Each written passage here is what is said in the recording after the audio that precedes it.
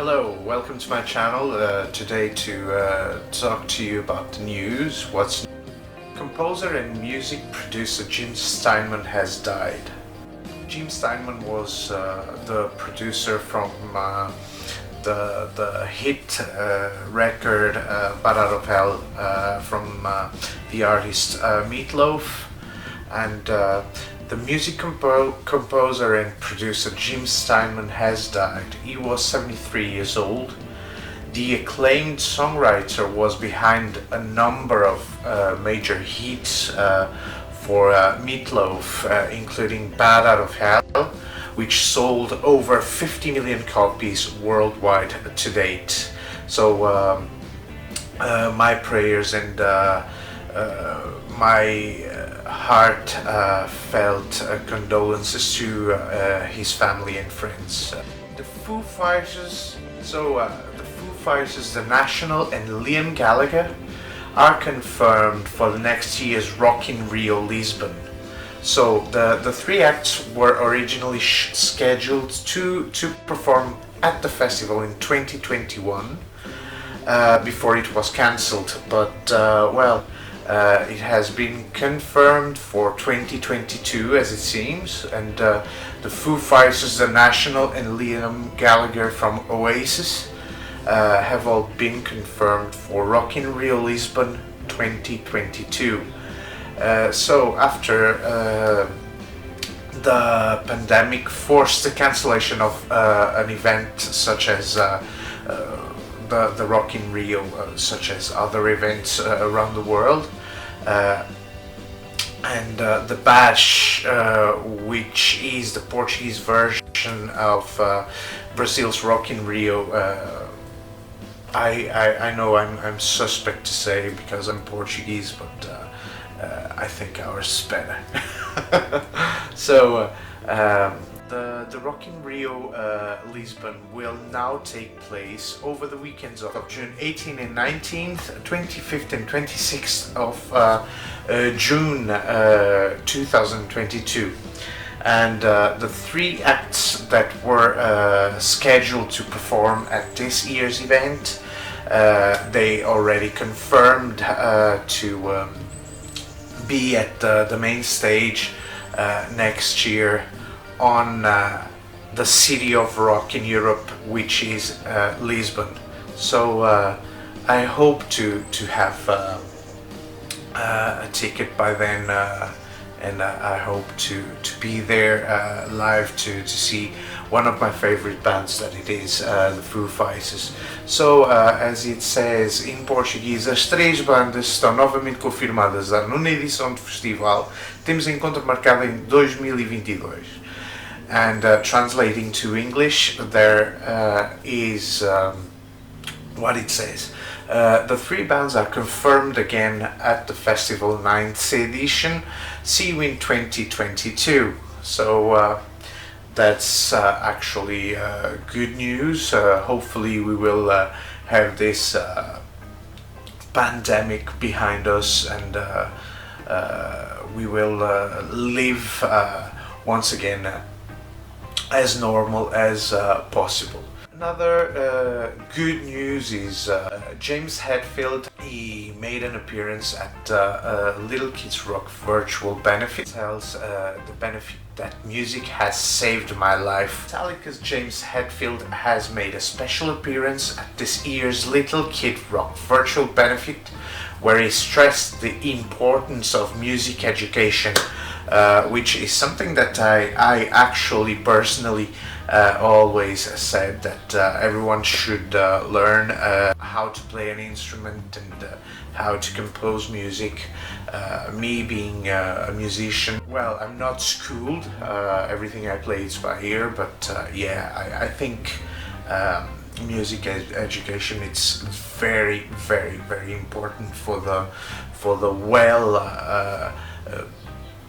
education of children, and I think it's very important. Anyway, going on with the news. The metal icon is known for his work with the music charity Having previously performed with children who have benefited from their work and Little Kids Rocking Bay benefit in 2013, Music Has Saved My Life Daily, Hatfield told the virtual benefit on April 14th. You ever wondered if spiders can make music? And as it seems, they can. A group of researchers recently interpreted spiderweb's structure into sound, and it's called as spiderweb sonification. It arises from the combined vibrations of each strand, and it's now available to hear.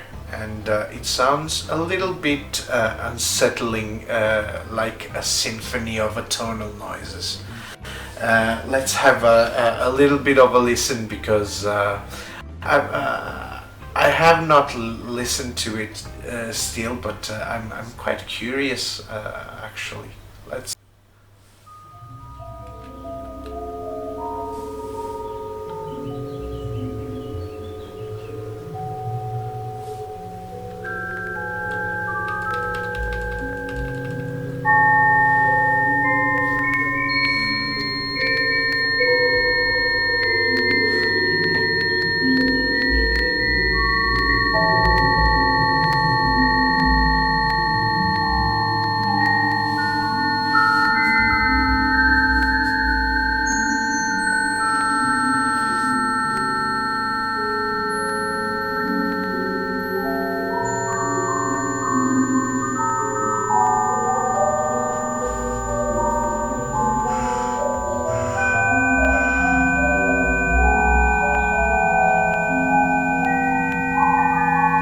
Kind of reminds me a little bit of something that Frank Zappa would write, you know. So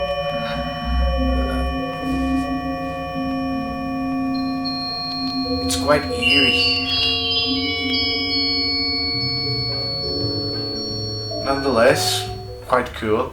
So that's our spiderweb sound. Well, and a little bit of music history for April the 21st. So in 1899, composer Randall Thompson was born. In 1960, on the 21st of April, Dick Clark testified before a congressional committee investigating payola.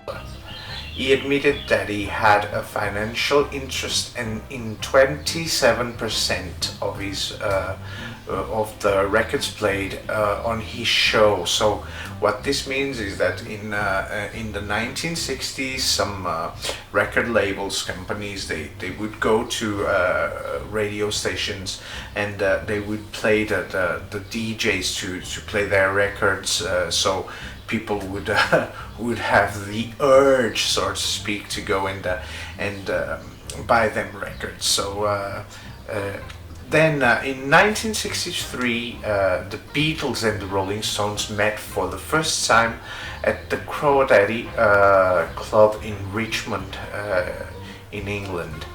The Rolling Stones opened the show. 1969. Janis Joplin and the Cosmic Blues Band played at London's Royal Albert Hall. Also in 1969, Simon Garfunkel's single The Boxer was released. Natalie Cole and John Denver as well were guests on Frank Sinatra's ABC TV special, Sinatra and Friends.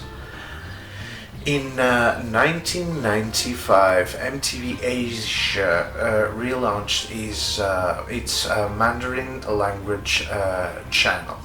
In 1999, Brooks and Dunn debuted their video South of Santa Fe, while Country.com simultaneously streamed the video. It was the first time that a country video debuted simultaneously on TV and on the internet.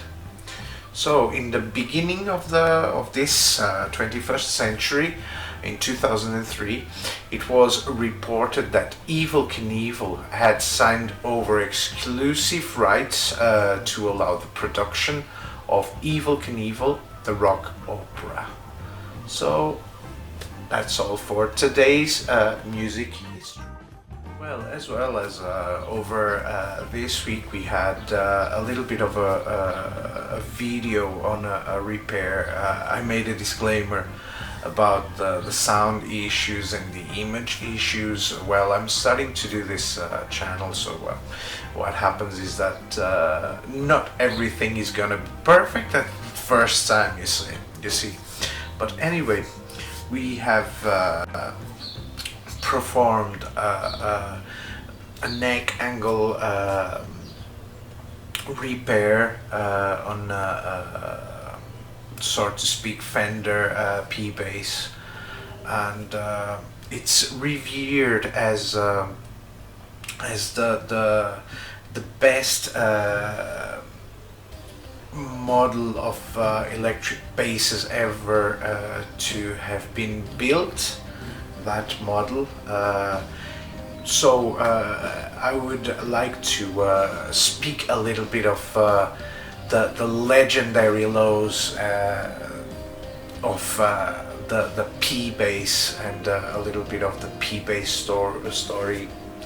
It was a bass that it was designed by Leo Fender, and it's used on almost every single record since the 1950s. So the thing is that what we can say it was innovative back in the day when everyone was playing an upright bass, as in an upright from an orchestra, and Leo Fender had the well-intended vision of creating an electric bass. So the Precision bass was first produced in October 1951, and as such a special instrument because of Leo Fender had remembered, for nothing else surely it would be the Precision, an instrument, indeed a whole new kind of instrument that simply didn't exist before, and he indeed invented it. So what happens next is that the first commercial unit of the Precision bass was produced in October 1951, and it had a slab, non-contoured ash body with two horns, as opposed to the Telecaster, which has a round edge by the 12th or the 14th fret.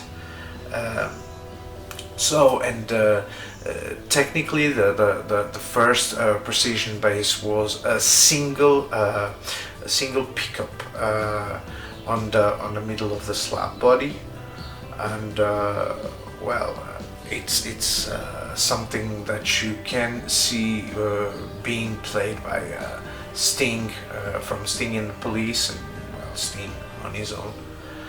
Today the Precision bass model, the sound, it's outstanding.